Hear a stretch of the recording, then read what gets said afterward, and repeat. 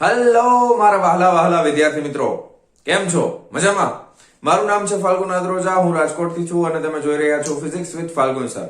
અને વહાલા વિદ્યાર્થી મિત્રો, અત્યારે આપણે જોઈ રહ્યા છીએ ધોરણ 11 ફિઝિક્સ ચેપ્ટર નંબર 8 ગુરુત્વાકર્ષણ, કે જેમાં લાસ્ટ લેક્ચરની અંદર આપણે નિષ્ક્રમણ ઝડપ નામનો ટોપિક છે એ કમ્પ્લીટ કરેલો હતો. નિષ્ક્રમણ એટલે કે ઇંગ્લિશમાં એને કહેવામાં આવે છે escape speed. નિષ્ક્રમણ ઝડપ એટલે શું થાય, અને એક બીજો શબ્દ ખૂબ અગત્યનો હતો, નિષ્ક્રમણ ઉર્જા. તો કોઈ પણ પદાર્થને પૃથ્વીના ગુરુત્વાકર્ષણ ક્ષેત્રની બહાર મોકલી દેવા માટે આપવી પડતી ઉર્જાને નિષ્ક્રમણ ઉર્જા કહે છે. ઓકે, અને કોઈ પણ પદાર્થને પૃથ્વીના ગુરુત્વાકર્ષણ ક્ષેત્રમાંથી બહાર મોકલવા માટે આપવી પડતી પ્રારંભિક ઝડપને શું કહેવામાં આવે છે? નિષ્ક્રમણ વેગ કહેવામાં આવે છે. અને એના માટેનું સમીકરણ આપણે ફટાફટ રિવાઇઝ કરી દઈએ તો નિષ્ક્રમણ ઉર્જા માટેનું સમીકરણ, નિષ્ક્રમણ વેગનું સમીકરણ હતું, ટેક્સ્ટ બુકમાં કેપિટલ V લખ્યું છે, સ્મોલ v લખો તો પણ કઈ વાંધો નથી. એના બરાબર શું થશે? √2GRE. યાદ આવી ગયું? નિષ્ક્રમણ વેગનું સમીકરણ શું છે? નિષ્ક્રમણ ઝડપનું √2GRE. √2GRE, જ્યાં RE છે એ શું છે તો કે પૃથ્વીની ત્રિજ્યા છે. સ્મોલ g નું મૂલ્ય પણ ફિક્સ છે. તો આપણને આની કિંમત કેટલી મળે છે? 11.2 કિલોમીટર પ્રતિ સેકન્ડ. યાદ આવી ગયું? Theory concept ready? કોઈ વાંધો નથી ને? ચાલો હવે આગળ વધીએ. આજે આપણે શરૂ કરવાના છીએ એના પછીનો નેક્સ્ટ ટોપિક, કે જેનું નામ છે પૃથ્વીના ઉપગ્રહો. હવે ઉપગ્રહો વિશે આપણને ઘણી બધી નોલેજ ઓલરેડી અવેલેબલ જ હોય. ઉપગ્રહો વિશે આપણે નાના હતા ત્યારથી સાંભળતા આવ્યા છીએ. ઓકે, ઉપગ્રહોના પ્રકાર કેટલા? પહેલા તો ઉપગ્રહ કોને કહેવાય? તો કે ઉપગ્રહ એટલે કે કોઈ પણ ગ્રહની ફરતે કોઈ પણ પદાર્થ વર્તુળ માર્ગે પરિભ્રમણ કરતો હોય તો એને તે ગ્રહનો ઉપગ્રહ કહેવામાં આવે છે. ફરીથી, કોઈ પણ ગ્રહ છે એની ફરતે બીજો કોઈ પદાર્થ વર્તુળ માર્ગે અથવા તો દીર્ઘવૃત્તીય કક્ષામાં પરિભ્રમણ કરતો હોય તો એને ઉપગ્રહ કહેવામાં આવે છે. ઉપગ્રહના પ્રકારો કેટલા છે? તો કે ભાઈ ઉપગ્રહ બે પ્રકારના હોય. ઉપગ્રહના પ્રકાર કેટલા છે? તો કે ભાઈ ઉપગ્રહ બે પ્રકારના હોય. પહેલો પ્રકાર તો કે કુદરતી ઉપગ્રહો હોય. ઓકે, અને બીજો પ્રકાર તો કે કૃત્રિમ ઉપગ્રહ હોય. કુદરતી હોય અને કૃત્રિમ ઉપગ્રહ હોય. હવે કુદરતી અને કૃત્રિમમાં શું તફાવત છે? ધારો કે કુદરતીમાં સૌથી બેસ્ટ ઉદાહરણ શું? પૃથ્વીનો કુદરતી ઉપગ્રહ કયો છે? તો કે ચંદ્ર. બરાબર છે? ચંદ્ર એ પૃથ્વીનો કુદરતી ઉપગ્રહ છે. હવે એવું છે કે ભાઈ ખાલી પૃથ્વી પાસે જ પોતાનો ઉપગ્રહ છે એવું નથી. બીજા ઘણા બધા ગ્રહો છે, દાખલા તરીકે ગુરુ છે, એ બધાને પોતપોતાના ચંદ્રો એટલે કે પોતપોતાના ઉપગ્રહો આવેલા હોય છે, કે જે તે ગ્રહની ફરતે વર્તુળ માર્ગે અથવા તો લંબવૃત્તીય કક્ષાઓમાં પરિભ્રમણ કરતા હોય છે. એને કહેવામાં આવે છે ઉપગ્રહ. કૃત્રિમ ઉપગ્રહ એટલે શું? તો કે કૃત્રિમ ઉપગ્રહો એટલે માનવે પોતાના વિકાસ માટે બનાવેલા ઉપગ્રહો. કૃત્રિમ ઉપગ્રહ એટલે શું થશે? માનવ જાતે પોતાના વિકાસ માટે બનાવેલા ઉપગ્રહો, કે જેની અંદર અત્યારે તમે જે મોબાઈલ યુઝ કરો છો, ઇન્ટરનેટ યુઝ કરો છો, એમાં સૌથી અગત્યનો ફાળો કોનો હોય? તો કે ઉપગ્રહનો હોય. ગૂગલ મેપ આપણે યુઝ કરતા હોય, ઉપગ્રહના લીધે જ આ બધી વસ્તુ શક્ય બને છે. બરાબર? ઉપગ્રહના ઘણા બધા ઉપયોગો છે. તો હવે કૃત્રિમ ઉપગ્રહોમાં શરૂઆત ક્યારથી થઈ? તો કે શરૂઆત છે ને, સૌથી પહેલી શરૂઆત છે 1957 ની સાલથી થઈ. બરાબર? 1957 ની સાલથી. 1957 માં રશિયન વૈજ્ઞાનિકોએ સ્પુટનિક નામનો ઉપગ્રહ જે છે એ બહાર પાડેલો. કયો? સ્પુટનિક. હવે આ સ્પુટનિક નામનો ઉપગ્રહ સૌથી પહેલો માનવ જાતનો સૌથી પહેલો કૃત્રિમ ઉપગ્રહ હતો, રશિયન વૈજ્ઞાનિકોએ બહાર પાડેલો. અને એના પછી ઘણા બધા ઉપગ્રહો છે એ અલગ અલગ કન્ટ્રીઝ જે છે એ લોકો બનાવતા ગયા અને એને અવકાશની અંદર તરતા મૂકતા ગયા. હવે ભારત પણ એમાં પાછળ નહોતું, કારણ કે 1957 પછી ઘણો બધો વિકાસ થયો હતો. ઉપગ્રહના એજ્યુકેશનની અંદર, ઉપગ્રહના નોલેજની અંદર, ઉપગ્રહો વિશે ઘણા બધા સંશોધન થયા હતા. અને ભારતની અંદર ભારતે પણ લગભગ આપણે ભારતની વાત કરીએ તો ભારતે કઈ શ્રેણીના ઉપગ્રહો મૂકેલા છે? તો કે ભારત જે છે એને આર્યભટ્ટ, બરાબર, અને ઇનસેટ, આ શ્રેણીના ઘણા બધા ઉપગ્રહો છે ને એ ભારતે પણ મૂકેલા છે. ઓકે, હવે આ અમુક બેઝિક ઇન્ફોર્મેશન છે. બની શકે ટેક્સ્ટ બુકમાં ન મળે તમને, પણ નોલેજ જ્યાંથી જેટલું મળે બધું લઈ લેવાય. બરાબર? આ કામની વસ્તુ છે. બની શકે કદાચ MCQ માં ક્યાંક પૂછી શકે, કારણ કે આ તો કોમન સેન્સ ની વસ્તુ થઈ ગઈ. ઓકે, સૌથી પહેલો કૃત્રિમ ઉપગ્રહ કયો છે? તો કે સ્પુટનિક હતો. બરાબર? પછી ભારતના કયા છે? તો કે આર્યભટ્ટ અને ઇનસેટ હતા. ઓકે, હવે આગળ વધીએ તો કે કૃત્રિમ ઉપગ્રહ કેવી રીતે કામ કરે છે, ઉપગ્રહ આપણે શું કામ બનાવેલા છે. તો હવે થોડીક સાઈડમાં બીજી વસ્તુ આપણે લખી નાખી કે કૃત્રિમ ઉપગ્રહના ઉપયોગો કયા કયા છે. તો કે ભાઈ ઉપયોગો ઘણા બધા છે. કૃત્રિમ ઉપગ્રહ ઘણા બધા ઉપયોગમાં આવે છે. જેમ કે અમુક ઉપયોગ આપણે અહીંયા લખીએ કે ભાઈ દૂર સંચાર માટે. દૂર સંચારનો મતલબ શું થાય તો કે કોમ્યુનિકેશન સિસ્ટમ, મોબાઈલ જે ઇન્ટરનેટ આપણે યુઝ કરીએ છીએ, મોબાઈલ યુઝ કરીએ છીએ, બરાબર, કોમ્યુનિકેશન સિસ્ટમ માટે યુઝ કરી શકો. પછી તો કે હવામાન શાસ્ત્ર,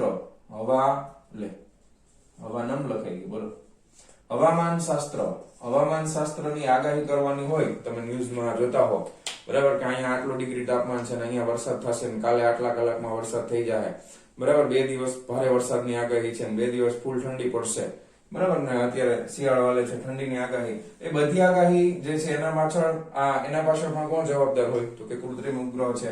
એ આપણને અલગ અલગ સિગ્નલ મોકલતો હોય, ફોટા મોકલતા હોય.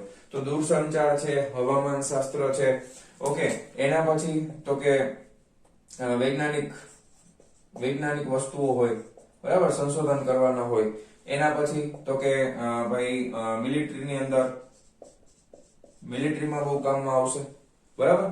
ઘણા બધા ઉપયોગો છે ઉપગ્રહના, એક બે નથી, ઘણા બધા છે. દૂરસંચાર છે, હવામાન શાસ્ત્ર છે, વૈજ્ઞાનિક ઉપયોગ છે, મિલિટરીની અંદર ઉપયોગમાં લેવામાં આવશે. ખેતીશાસ્ત્રમાં, ખેતીકામમાં પણ ઉપગ્રહ ઘણા બધા ઉપયોગી હોય. તો એવા ઘણા બધા ઉપયોગો માટે આપણે કૃત્રિમ ઉપગ્રહો બનાવેલા છે. ખ્યાલ આવી ગયો? તો આ બેઝિક ઇન્ફોર્મેશન છે. એના પ્રકાર કેટલા છે, કઈ સાલથી આપણે આ બધી વસ્તુ ચાલુ કરી. હવે આપણે એના મૂળ મેઇન ફિઝિક્સની અંદર આપણે ઘૂસવાના છીએ કે ઉપગ્રહ કેવી રીતે કામ કરે છે અને કેવી રીતે આપણને ઉપગ્રહથી એનો આવર્તકાળ શું હોય, વેગ કેવી રીતે મળશે, એ બધી જ ઇન્ફોર્મેશન હવે આપણે લેવાના છીએ. તો આ બેઝિક ઇન્ફોર્મેશન છે. તમારે ફટાફટ લખવું હોય તો તમે લખી શકો છો. અહીંયા સ્પુતની બદલે સ્પુટનિક લખેલું હોય છે ઘણી જગ્યાએ, તો તમે સ્પુટનિક કરી નાખજો, બરાબર. આ થોડું ચેન્જ કરવાનું, સ્પુટનિક. જનરલી ટી જ બોલી લખતા હોય, ઇંગ્લિશમાં લખો તો ટી જ આવે, પણ એની બદલે હવે ટ છે તો સ્પુટનિક રાખો, બરાબર. રેડી? ચાલો આ બેઝિક ઇન્ફોર્મેશન. ચાલો હવે મેઇન આપણે એના ફિઝિક્સ ની અંદર એન્ટર થવાના છીએ. ભાઈ ઉપગ્રહ છે ને એ કેવી રીતે ગોળ કેમ ફરે છે એના વિશે આપણે થોડી ચર્ચા કરવાના છીએ. હવે જનરલી છે ને ઉપગ્રહો, કૃત્રિમ ઉપગ્રહ છે એની કક્ષા છે એ વર્તુળ અથવા દીર્ઘવૃત્તીય હોય. પણ ઉપગ્રહ છે પૃથ્વીની નજીક હોય તો મોસ્ટ ઓફ એની કક્ષા છે એ વર્તુળ માર્ગે જ હોય છે. ઓકે, હવે સૌથી પહેલા કુદરતી ઉપગ્રહની જે આપણે વાત કરી હતી ચંદ્ર, તો ચંદ્ર માટે ઓલરેડી આપણે આગળ પણ એક થિયરીમાં જોઈ લીધું છે, બરાબર, કે ચંદ્રનો આવર્તકાળ છે, ચંદ્ર તો ચંદ્રનો પૃથ્વીની ફરતેનો આવર્તકાળ કેટલો છે?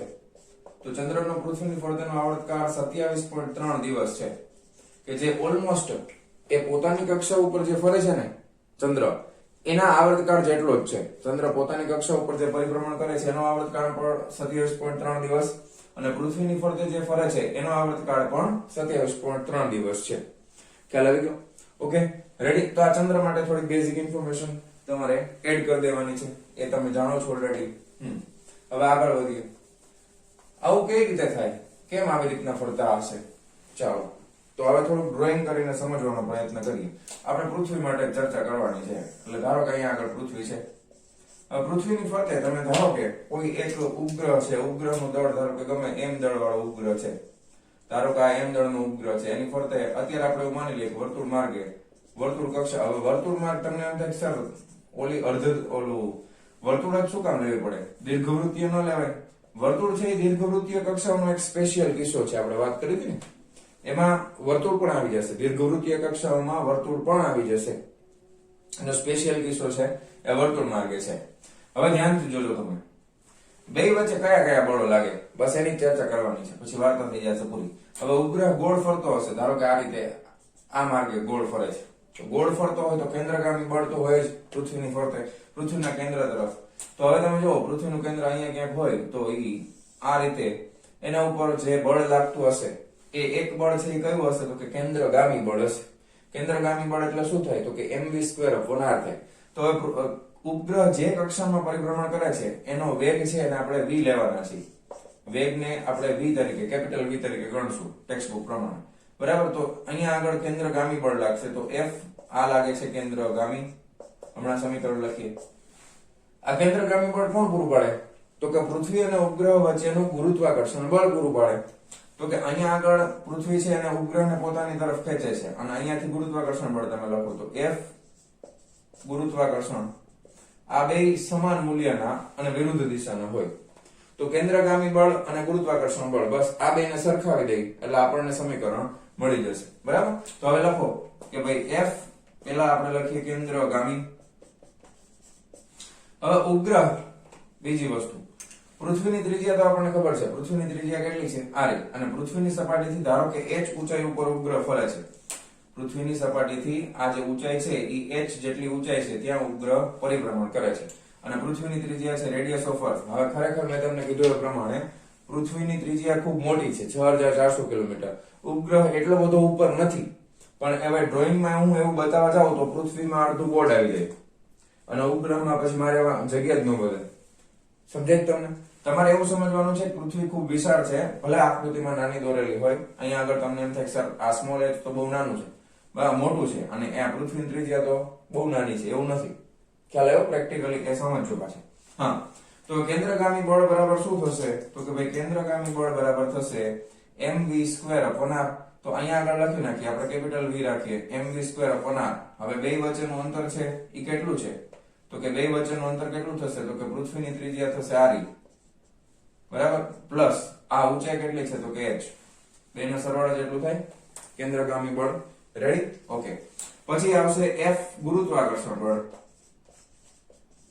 તો કે ભાઈ F ગુરુત્વાકર્ષણ બળ કેટલું થશે? તો કે ગુરુત્વાકર્ષણ બળ Gm1m2/r². Okay, very good. તો એ થઈ જશે G m1m2 એટલે સ્મોલ m અને માસ ઓફ અર્થ ના છેદમાં r² એટલે re plus h whole square. થાય ને આવું? કઈ પ્રોબ્લેમ નથી ને?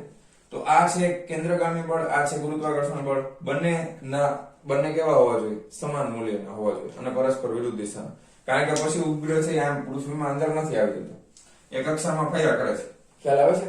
તો આ બંને બળોના મૂલ્ય સમાન હોવા જોઈએ અને પરસ્પર વિરુદ્ધ દિશામાં છે. તેથી તમે લખી શકો કે અહીં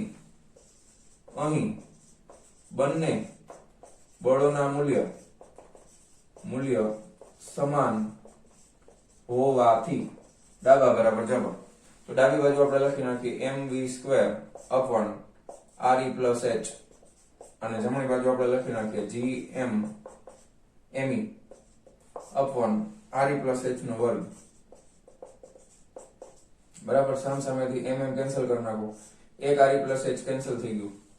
બરાબર. તો v² બરાબર શું મળશે? તો કે મળશે gme ના છેદમાં re plus h. Okay, very good. તો આ એક સમીકરણ આપણને મળ્યું.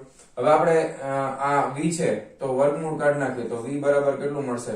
વર્ગમૂળની અંદર gme ના છેદમાં re plus h. ખ્યાલ આવી ગયો? સમજાઈ ગયું? તો વેગ v² બરાબર મળે છે gme/re plus h. ક્લિયર? તો આટલો આ શું છે? ઉપગ્રહ જે કક્ષામાં પરિભ્રમણ કરતો હશે એનો વેગ આટલો છે. બરાબર. હવે વેગ માટે તમને બીજું ખબર છે કે કોઈ પણ ઉપગ્રહ, જો હવે બીજી એક વસ્તુ તમે નોટિસ કરો કે અહીંયા આપણે વધારાનું એક લખીએ ભેગું કે ધારો કે ઉપગ્રહ છે પૃથ્વીની ખૂબ નજીક છે. બરાબર. જો ઉપગ્રહ પૃથ્વીથી ખૂબ નજીક હોય, અથવા તો આપણે બીજું વિચારી લઈએ કે અથવા h બરાબર 0 હોય, તો હવે h 0 થઈ જાય અહીંયા આગળ સમીકરણમાં, કારણ કે સાવ નજીક એટલે h 0 થઈ ગયું, પૃથ્વીની સપાટી ઉપર આવી ગયો હતો. તો વેગ કેટલો થાય? તો વેગ આપણને કેવી રીતે મળશે? તો વેગ મળશે v બરાબર √gme ના છેદમાં શું થઈ જશે? re. બરાબર.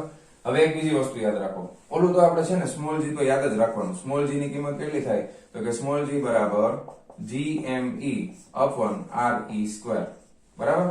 હવે એક કામ કરો, આ g ગમે તે આપણે g ને તો સ્મોલ g ને તો ઘુસાડવાનો જ છે, ગમે તે સમીકરણમાં આપણે ઘુસાડી દઈએ છીએ.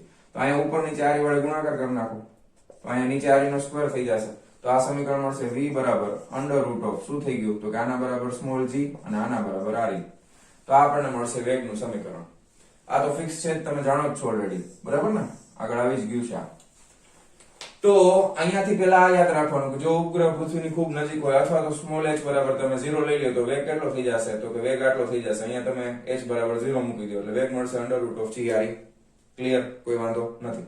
હવે જે કક્ષામાં પરિભ્રમણ કરે છે તો એ કક્ષા એટલે વર્તુળનો પરિઘ થશે. વર્તુળનો પરિઘ મેં તમને પહેલા કીધું હતું વર્તુળ માર્ગે છે ઓલમોસ્ટ, એવું સમજવાનું છે આપણે.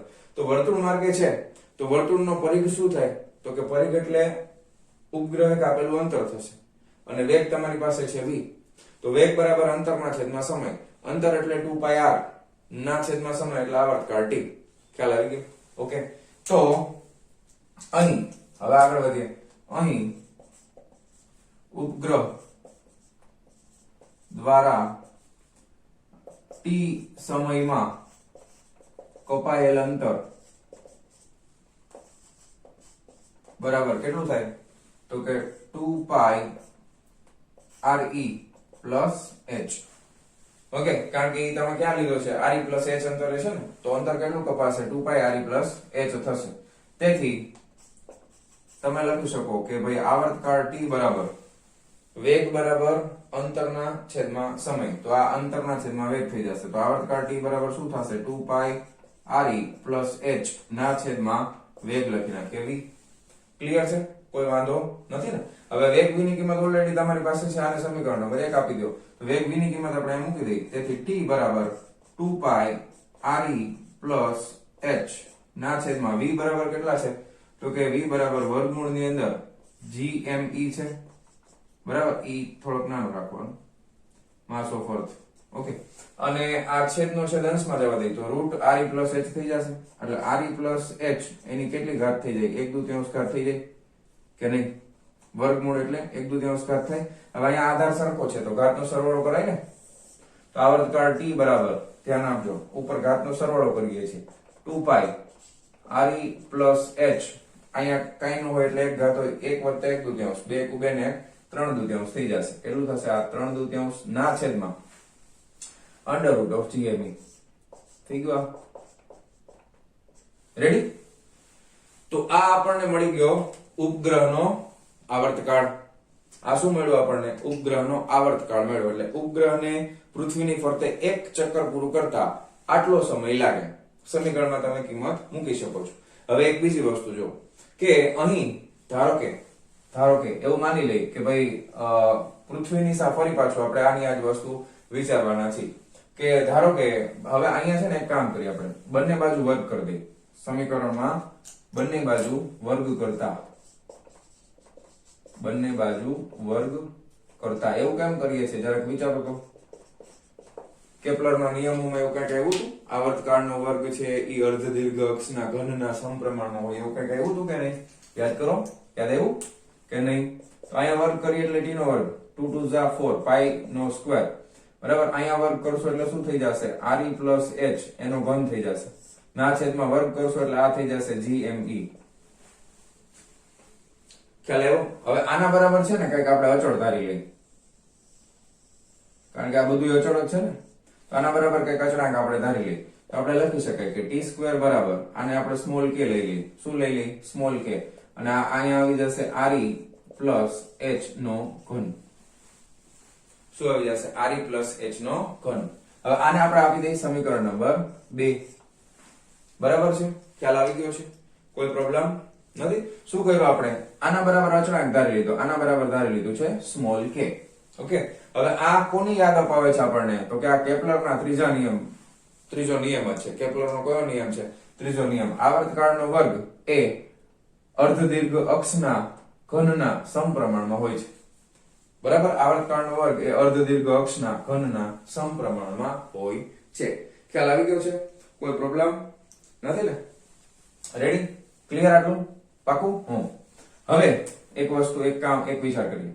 આગળ પાછું ફરી પાછું હવે આ છે ને પાછું અહીંયા આવશે. જો ઉપગ્રહ પૃથ્વીની ખૂબ નજીક હોય તો, જો ઉપગ્રહ પૃથ્વીની ખૂબ જ નજીક હોય તો h બરાબર 0 લેતા અને આવર્તકાળ t બરાબર આપણે લખી નાખશું t0. બરાબર? હવે આ સમીકરણમાં h બરાબર 0 મૂકી દો સમીકરણ નંબર 2 માં. તો આવર્તકાળ t0 બરાબર કેટલા થશે? ધ્યાન આપજો ખાસ. 2π અહીંયા h2 ઉડાડ નાખ્યો એટલે re ની 3/2 ઘાત થઈ જશે. ધ્યાન આપજો, re ની 3/2 ઘાત ના છેદમાં આ gme બરાબર એની પણ કેટલી ઘાત છે 1/2 ઘાત છે. હવે ધ્યાન આપજો, આ re ને છે ને હું વર્ગમૂળ ની અંદર લખું છું. કેવી રીતે લખવાનું એ ખાસ જોજો. ટેક્સ્ટ બુક માં સીધું લખી નાખ્યું, તમને કદાચ એમાં લોચો પડી જાય એવું બને. હવે આખે આખું વર્ગમૂળ તો બે માં છે બરાબર. હવે અહીંયા re નો ઘન લખી નાખવાનો. ના છેદમાં શું થઈ જશે તો કે આ થઈ જશે gme.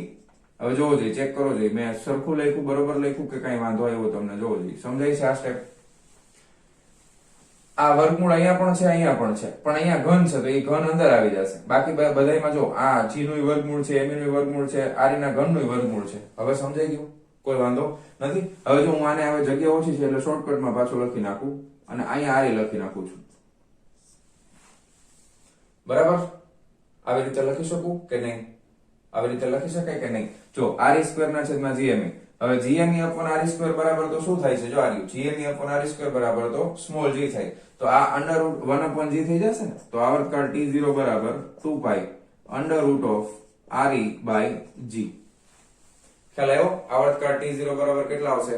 2 pi √re by g આવશે. સમજાઈ ગયું સ્ટેપ?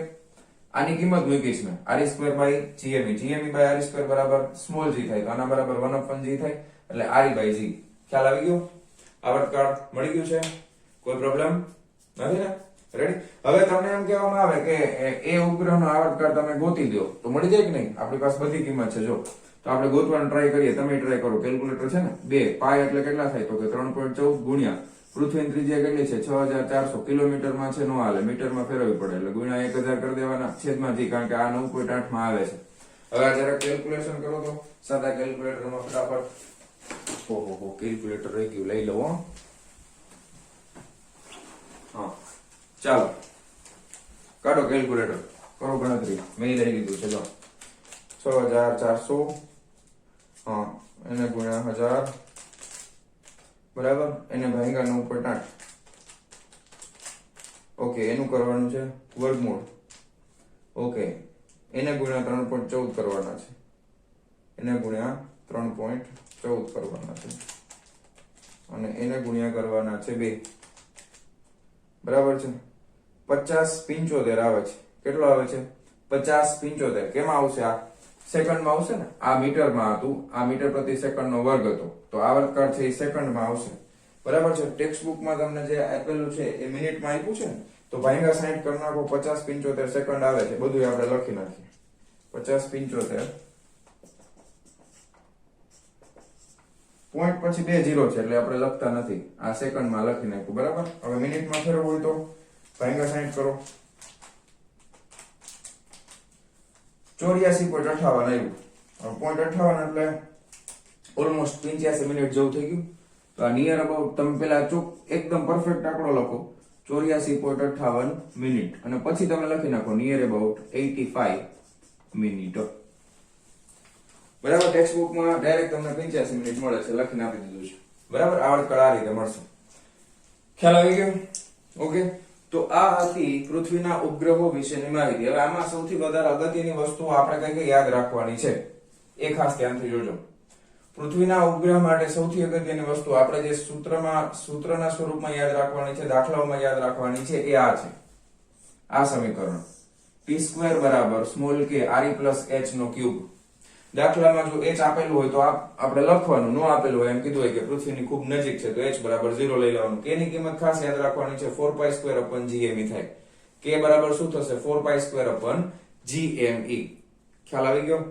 તો આ હતી બધી જ ઇન્ફોર્મેશન પૃથ્વીના ઉપગ્રહો વિશેની અને આ રીતે આપણે આવર્તકાળનું સમીકરણ મેળવેલું છે. યાદ રહી જશે, એકદમ સિમ્પલ જ છે સ્ટેપ. ફટાફટ વિડિયો પોઝ કરી અને લખી નાખો. ચાલો જવા દઉં છું. ચાલો વિદ્યાર્થી મિત્રો, હવે આપણે જોવાના છે ઉદાહરણ નંબર 8.5. શું કહે છે? મંગળ ગ્રહને 2 ચંદ્ર છે. જેમ કે આપણે પૃથ્વીને 1 ચંદ્ર છે એવી રીતે મંગળને 2 છે. ફોબોસ અને ડેલ્મોસ. પહેલો પ્રશ્ન, ફોબોસ નો આવર્તકાળ 7 કલાક અને 39 મિનિટ છે અને કક્ષીય ત્રિજ્યા 9.4 × 10³ કિલોમીટર છે. મંગળનું દળ શોધો. પહેલો પ્રશ્ન એ છે. પછી બીજો પ્રશ્ન, પૃથ્વી અને મંગળ સૂર્યની આસપાસ વર્તુળાકારમાં ભ્રમણ કરતા ધારો, વર્તુળાકારમાં ફરે છે એવું ધારવાનું કીધું છે. પૃથ્વીની કક્ષીય ત્રિજ્યા કરતા મંગળની કક્ષા 1.52 ગણી છે. તો મંગળના વર્ષની લંબાઈ કેટલા દિવસની હશે? બે પ્રશ્નો પૂછ્યા છે, 1 by 1 એક પછી એકના જવાબ મેળવતા જઈએ. તો હવે આપણને ખબર છે ઉપગ્રહ આવશે એટલે કયું સમીકરણ આપણે વાપરવાના છે. હમણાં જ મેં તમને કીધું હતું કે આ સમીકરણ આપણે યુઝ કરવાનું છે. તો એ સમીકરણનો યુઝ કરવાનો છે આપણે. તો આવર્તકાળનો વર્ગ બરાબર શું થઈ જશે બોલો? યાદ કરો, 4π² upon gm બરાબર, 4π² upon gm. હવે અહીંયા આગળ મંગળ છે બરાબર ને, મંગળના ઉપગ્રહ ફોબોસ નો આવર્તકાળ લખ્યો છે બરાબર. તો આપણે અહીંયા માસ ઓફ મંગળ આવશે ને, તો m લખી નાખીએ અત્યારે, મંગળનું દળ બરાબર. અને અહીંયા આગળ શું આવી જશે? આવર્તકાળનો વર્ગ બરાબર એની જે કક્ષીય ત્રિજ્યા હોય એના ઘનના સમપ્રમાણમાં હોય, એટલે રેડિયસ ઓફ મંગળ આનો ઘન કરી નાખીએ. રેડી? સમજાઈ ગયું? કોઈ પ્રોબ્લેમ નથી ને? t² બરાબર 4π² upon gmm માસ ઓફ મંગળ અને આ ત્રિજ્યાનો ઘન બરાબર, રેડિયસ ઓફ મંગળ છે. ઓકે, હવે તમને આવર્તકાળ આપી દીધો છે અને કક્ષીય ત્રિજ્યા આપી દીધી છે, એટલે આ પણ આપી દીધી છે કક્ષીય ત્રિજ્યા. ઓકે, કિલોમીટરમાં આપી છે. ઓકે, બહુ સરસ, વેરી ગુડ. અને આવર્તકાળ છે એ તમને કલાકમાં મિનિટમાં આપ્યો છે, તો એને આપણે સેકન્ડમાં ફેરવવો પડશે. અચ્છા, માસ ઓફ મંગળ ગોતવાનું છે. આને આ માસ ઓફ મંગળ ગોતવાનું, આને કરતા બનાવો તો આને છેદમાં જવા દો એટલે 4π² ના છેદમાં g અહીં t². હવે ગણતરી થોડીક લાંબી થશે ભાઈ, ગણતરી થોડીક લાંબી થશે. 4π એટલે ધ્યાન આપજો 3.14 નો વર્ગ ગુણ્યા આ રેડિયસ ઓફ મૂન આપણને આપી છે કેટલી? કિલોમીટરમાં છે, નો હાલે, કેમાં ફેરવવી પડે? મીટરમાં. 1 કિલોમીટર બરાબર 1000 થાય, એટલે અહીંયા તમે ગુણ્યા 1000 કરો તો કેટલા ઉમેરાય? 3 ઉમેરવા પડે ને, 10 ની 3 ઘાત વત્તા 3, 3 ને 3 કેટલા થાય? 6. ખાસ આ ધ્યાન આપજો બસ. બીજું તો આ દાખલામાં કઈ છે જ નહીં. ખાલી તમને આમાં જો ભૂલ પડી તો જવાબ ખોટો પડશે. સ્મોલ g નું મૂલ્ય યાદ કરો 6.67 ગુણ્યા 10 ની -11 ઘાત. અને આવર્તકાળ તમને આપ્યો છે પણ એ કલાકમાં આપ્યો છે ને મિનિટમાં આપ્યો છે. ઓકે, તો પહેલા આપણે કલાક અને મિનિટ નું કરવું પડશે ને, તો ટોટલ આપણે એને સેકન્ડમાં ફેરવી નાખીએ. ટોટલ આપણે આવર્તકાળને કેમાં ફેરવી નાખીએ? સેકન્ડમાં. એ આપણે અલગથી કરવું હોય તો કરી નાખાય કે આવર્તકાળ t બરાબર 7 કલાક એટલે આવર અને 39 મિનિટ છે બરાબર. આ રીતે લખાય. હવે ધ્યાન આપજો, 7 કલાક, તો 7 કલાક માટે સેકન્ડ આપણે અહીંયા કરી નાખીએ છીએ. એની 7 કલાકની કેટલી સેકન્ડ થાય? તો કે 1 કલાકમાં 7 કલાક છે, તો પહેલા 7 લખો.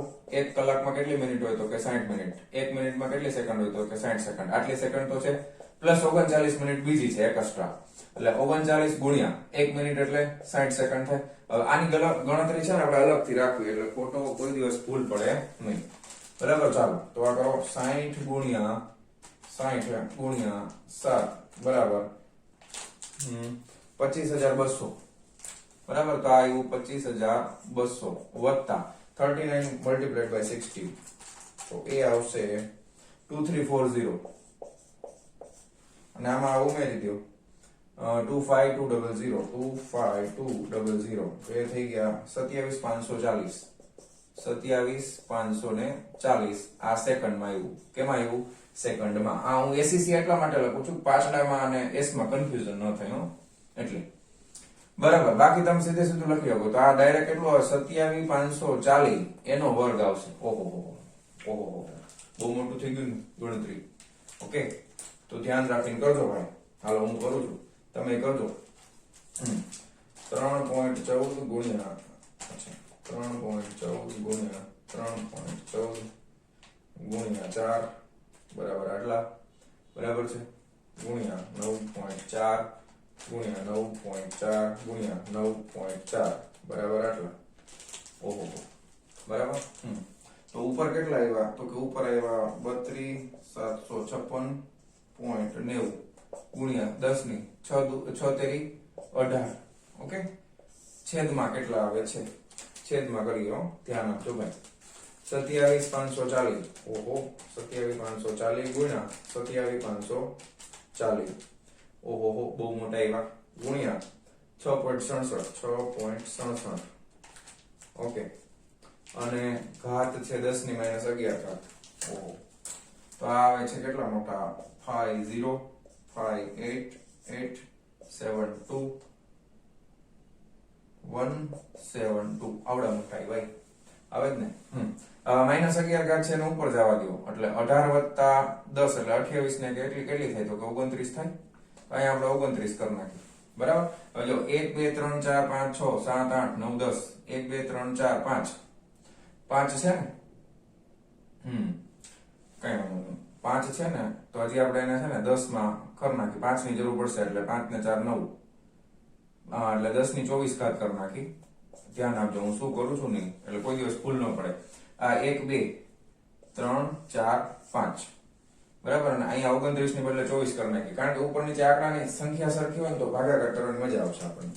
જો હવે આપણે ભાગાકાર કરીએ છીએ 32 75 6 પછી 9 પછી 2 મીંડા 2 મીંડા બરાબર ભાંગ્યા 50 588 72 172 ઓહો 0.647 આવ્યું બરાબર. આ આવે છે 0.647 ગુણ્યા 10 ની 24 ઘાત આવે છે. હવે એક કામ કરાય એક પછી પોઈન્ટ લઈ લેવો એટલે 6.47 ગુણ્યા 10 ની 23 ઘાત થઈ જાય કિલોગ્રામ.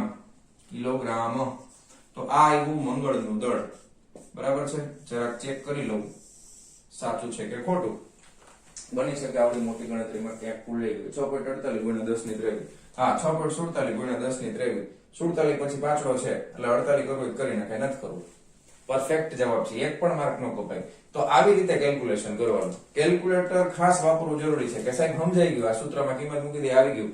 આમાં કરવા બેસશો ને તો ઘણા બધા લોચા લાપસી થાય એટલે ખાસ છે ને તમારે આળસ નહીં કરવાની કેલ્ક્યુલેટરમાં ગણતરી કરવાની. અને તમને જો અઘરી લાગતી હોય તો જે હું ટ્રીક યુઝ કરું છું ગોખેલી ન હોય ને આપણે જોઈને ખબર પડી જાય કે આવું કરીએ તો વ્યવસ્થિત રીતે થઈ જાય તો એ ટ્રીક તમારે પણ યુઝ કરવાની બરાબર. તો આ પહેલો જવાબ આપણને મળશે. હવે બીજા પ્રશ્નમાં આપણને એમ કીધું છે કે પૃથ્વી અને મંગળ સૂર્યની આસપાસ વર્તુળાકારમાં ભ્રમણ કરતા ધારો પૃથ્વીની કક્ષીય ત્રિજ્યા કરતા મંગળની કક્ષા 1.52 ગણી છે તો મંગળના વર્ષની લંબાઈ કેટલા દિવસની હશે? ઓકે બહુ સરસ વેરી ગુડ. હા હવે એના માટે પણ કેપ્લરનો ત્રીજો નિયમ આપણે યુઝ કરી શકાય. કેપ્લરનો ત્રીજો નિયમ પૃથ્વી માટે અને મંગળ માટે આ તો અચળ છે તો કેપ્લરના ત્રીજા નિયમ પ્રમાણે બરાબર છે. કેપ્લરના ત્રીજા નિયમ પ્રમાણે હવે આપણે શું કરી શકાય તો કે આવર્તકાળ પૃથ્વીનો લઈ લઈએ એનો વર્ગ ચલે છે બરાબર છે. પૃથ્વી માટે રેડિયસ ઓફ અર્થ અને આખી ઓર્બિટ ના સ્વરૂપમાં છે એટલે રેડિયસ ઓફ અર્થ નહીં આવે RES લખવાનું. ખાલી આર લખો તો પૃથ્વીની ત્રિજ્યા થાય. ખબર છે પૃથ્વી આ સૂર્ય છે સમજો બરાબર આ સૂર્ય છે અહીંયા પૃથ્વી છે એ આમ ફરે છે આ પૃથ્વી છે તો પૃથ્વીની આ બે વચ્ચેનું અંતર છે ને RES કહેવાય. મંગળ માટે આપણે અલગ ધારો કે મંગળ માટે મોટું કીધું છે ને મંગળની 1.52 ગણી વધારે છે તો મંગળ છે આના કરતા પણ મોટું હશે. આ મંગળ છે તો મંગળ માટે આપણે આ જે અંતર છે એને RMS લખશું. શું લખશું? RMS લખશું. ખ્યાલ આવ્યો તમને? એના માટે RMS લખશું તો આપણને ખબર પડે કારણ કે ખાલી RM લખશું તો એમ થશે કે મંગળની ત્રિજ્યા નથી આ કક્ષાથી એનું સૂર્યથી મંગળનું અંતર છે. ઓકે કારણ કે આ કક્ષીય ત્રિજ્યાનું હતું ને ઘન સમજાણું ને. તો આમાં પણ આ RM છે એ ખાલી નથી RMS આપણે લખવાનું છે પણ અત્યારે મેં RM રાખ્યું છે કાંઈ વાંધો નહીં તમે RM સમજાઈ જશે વાંધો નથી. હવે અહીંયા આપણે મંગળ માટે લખીએ તો TM નો સ્ક્વેર ટાઈમ પીરિયડ મંગળ માટે અને આના ઘનના સમપ્રમાણમાં ઘન કરવાનું RMS લખું છું આનો ઘન. આ બે સમીકરણ મળે. હવે આ બેનો ગુણોત્તર લઈ લેવાનો બરાબર છે. આ બેનો ગુણોત્તર લઈ લેવાનો. હવે વર્ષની લંબાઈ મંગળની જોઈ છે ને તો સમીકરણ 2/1 કરાય 2/1 કરાય બરાબર. સમીકરણ 2 ભાગ્યા સમીકરણ 1 કારણ કે જે જોતું હોય સીધું મળે. TM નો વર્ગ ના છેદમાં TE નો વર્ગ બરાબર. આ ચલે છે તો નીકળી જશે ઇક્વલ ટુ આવી જશે જે કઈ પણ અચળાંક હશે બેમાં સરખો જ હતો તો ઉડી ગયો બરાબર. તો વધે શું તો કે TM માટે છે RMS નો ઘન ના છેદમાં અહીંયા શું છે RES નો ઘન. હવે તમે જો આ ડેટાનો ઉપયોગ કરો કક્ષાની ત્રિજ્યા આટલા ગણી છે બરાબર મંગળની આટલા ગણી છે ને હા તો તમે લખી શકો RMS બરાબર 1.52 RES થાય બરાબર ને. RMS બરાબર 1.52 RES થાય આટલા ગણી છે એટલે. તો હવે તમે ધ્યાનથી જોજો હું શું કરું છું આના બરાબર હવે હું લખી શકું કે 1.52 RES નો ઘન તો 1.52 નો ઘન RES નો ઘન ના છેદમાં RES નો ઘન. તો આ બે ઉડી ગયા, બરાબર. હવે મારે તો આવર્ત કાઢ જોઈએ છે, તો બે બાજુ વર્ગમૂળ કાઢી લ્યો, બે બાજુ વર્ગમૂળ કાઢી લ્યો. તો TM ના છેદમાં TE, બરાબર. હવે આ ધ્યાન આપજો, 1.52 નો ઘન અને પછી એનું શું કરવાનું છે, વર્ગમૂળ કરવાનું છે, બરાબર. તો એના બરાબર, તેથી T of moon બરાબર T of earth ગુણ્યા વર્ગમૂળ ની અંદર 1.52 નો ઘન. હવે આમાં પાછા ઘણા લોચા મારે, સર આ કેવી રીતે કરવું, પેલા ઘન કરવાનું પછી વર્ગમૂળ કાઢી લેવાનું, સિમ્પલ. ચાલો હવે જો હજી આ TE ટાઈમ પીરિયડ, અર્થમાં કેટલા દિવસ, પૃથ્વીને કેટલી લાગે પ્રદક્ષિણા કરતા, 365 દિવસનો સમય લાગે ને, તો આ 365 ડેઝ દિવસમાં આવશે, ગુણ્યા આ વર્ગમૂળ ની અંદર 1.52 નો ઘન. તો પેલા 1.52 નો ઘન કરો, 1.52 માર્કર બંધ કરવાનું. ચાલો 1.52 ગુણ્યા 1.52 ગુણ્યા 1.52 થઈ ગયો ઘન. એનું કાઢ લેવાનું વર્ગમૂળ, નીકળી ગયું વર્ગમૂળ 1.8739 ગુણ્યા કરી દેવાના 365 દિવસ. તો 684 પરફેક્ટ આવ્યા, 684 દિવસ આવે છે, બરાબર. 684 દિવસનો આટલા દિવસ પૂરા થાય ને ત્યારે એક વર્ષ પૂરું થાય, કેમાં, મંગળ ઉપર, બરાબર છે ને. 684, તો મંગળ ઉપર 684 દિવસે એક વર્ષ પૂરું થાય, મંગળ ઉપર 684 દિવસમાં એક વર્ષ પૂરું થાય, કારણ કે સૂર્યની પ્રદક્ષિણા કરતા આટલા બધા દિવસનો સમય લાગશે. હવે ટેક્સ્ટ બુક ની અંદર આ દાખલામાં થોડીક બીજી ઇન્ફોર્મેશન આપેલી છે. એ ઇન્ફોર્મેશન શું કહેવા માંગે છે, એ ઇન્ફોર્મેશન એવું કહેવા માંગે છે કે આપણને ખબર છે કે દીર્ઘવૃત્તીય કક્ષા આપણે ડ્રો કરતા હોય તો આ રીતના દીર્ઘવૃત્તીય કક્ષા ડ્રો કરે. તો કે અમુક ગ્રહ એવા છે, ધારો કે આપણે પૃથ્વી છે, મંગળ છે, એ બધાની કક્ષા છે ને સૂર્યની ફરતે પરિભ્રમણ કરવાની, એ ઓલમોસ્ટ વર્તુળ જેવી છે. કારણ કે આ અક્ષ અને આ અક્ષનો જે રેશિયો આવે છે ને, બરાબર, આ બેનો જે રેશિયો આવે છે 0.99 સમથિંગ જેટલો આવે છે.